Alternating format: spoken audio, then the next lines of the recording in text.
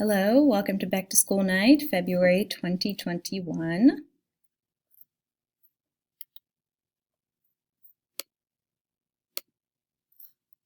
So, my name is Holly Martin, and I'm a new social studies teacher at Cocalico High School. So, I teach two classes this semester. I teach American Studies and I teach psychology. So, I'm very excited about both of my classes. This is my first year teaching at the high school, but I taught 2 years at the middle school. So my contact information is listed at the bottom of the screen there. So Holly Martin, so my email address is hmartin@cocalico.org. So feel free to email me with any questions or concerns at that email address. So a little bit about me. So I have a 1.5-year-old border collie. Her name is Kenya, and she loves the snow, so she's very excited about all the snow we just got recently. She likes to play. She's very happy. She likes to chase birds, and she likes to go on walks. So she's my little buddy that I spend my evenings with. I'm the oldest of 6 kids, so you can see a picture of my family there. I have 1 brother and 4 sisters. I like to travel when we don't have a virus that is keeping us from traveling. So there's a picture of me when I went to London a few years ago. I also like to bake. So that's another thing I like to do in my free time. So I did some baking over the long weekend we just got recently. So a little bit about my educational background. So I graduated from Garden Spot. Then I went to Grove City College, which is in western Pennsylvania, so it's about 45 minutes north of Pittsburgh, really close to the Pennsylvania-Ohio border. So I graduated with a bachelor's in history and a certification and concentration in social studies education. So I teach American Studies, and in American Studies, we're looking at American history from approximately 1900 to the present. So this is my favorite time in American history, so I'm really excited that I get to teach this section of American history. So that covers the Progressive Era, imperialism, World War I, boom to bust, so that's the Roaring Twenties and the Great Depression. World War II, the Cold War, social changes, so that's social changes in the 50s and 60s, civil rights, hippies, things like that. We've got the 70s and 80s, and then some of modern America, so we try to get as close to the present day as we can.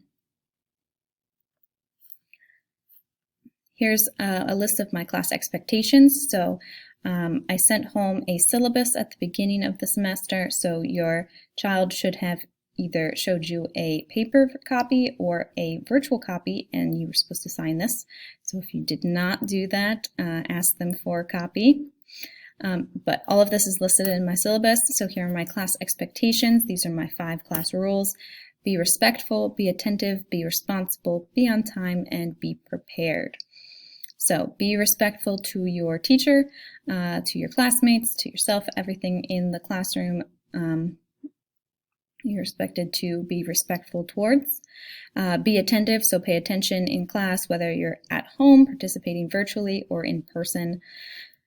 Be responsible for your own actions, responsible for following school rules, doing your best, keeping up with your assignments, and checking in and working from home if you need to do that.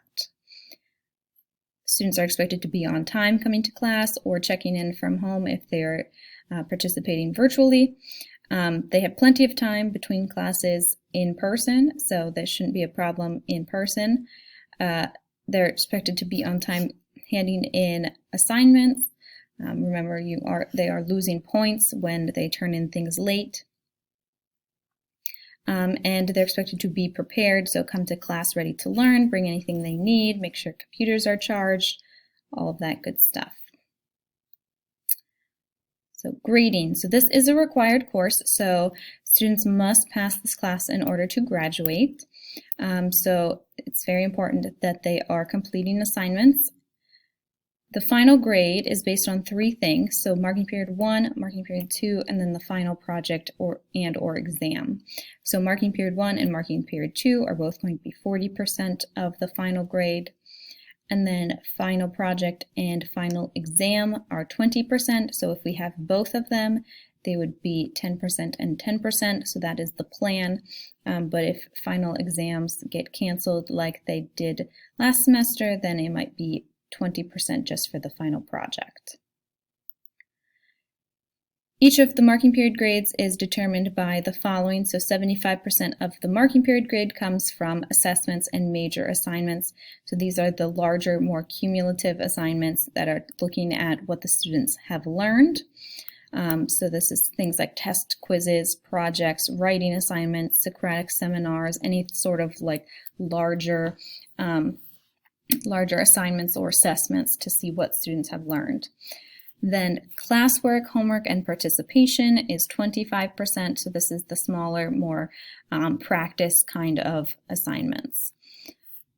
All notes and classwork should be kept to help students study for the final, so the final exam will be over everything for the whole semester, so make sure that they are keeping things to help them study in the future. Late work policy. So major assignments, so that's the ones that are 75% of the grade. Those are always due at 11:59 on the day that it's due. You lose about 2% per day for each day that is late, up to 25% off. So the longer it takes you to turn it in, the more likely you're going to lose all 25%. I do not accept anything after the end of the marking period, but you have until the end of the marking period to turn anything in. Classwork and homework, that's the 25% section of the grades. Those you get a 2-day grace period where you don't lose any points for turning things in late. After those 2 days, you're losing about 5% per day, up to 25% off again. And also, don't accept these after the end of the marking period. Resubmission policy. So I know sometimes you forget that there's a test or quiz, or you weren't prepared, or you didn't understand something.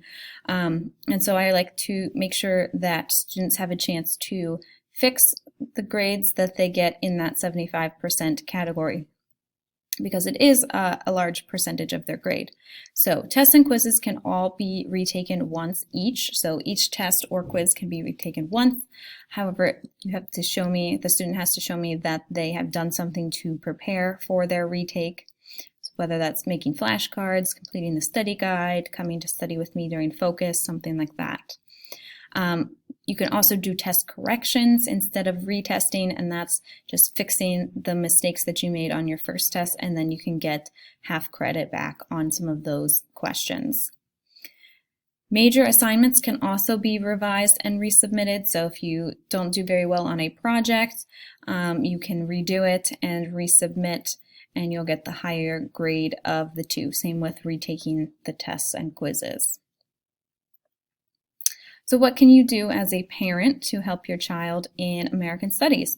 So first, encourage your student to participate, whether they are in class or if we happen to be online for some of the days.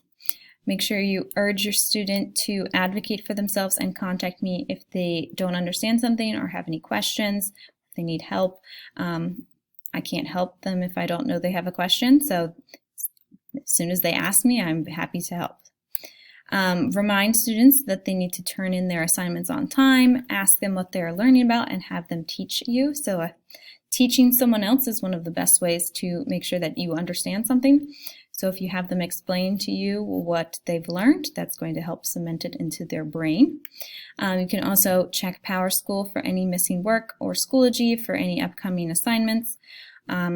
So helping them keep track of what they're missing. And contact me if you have any other questions or concerns.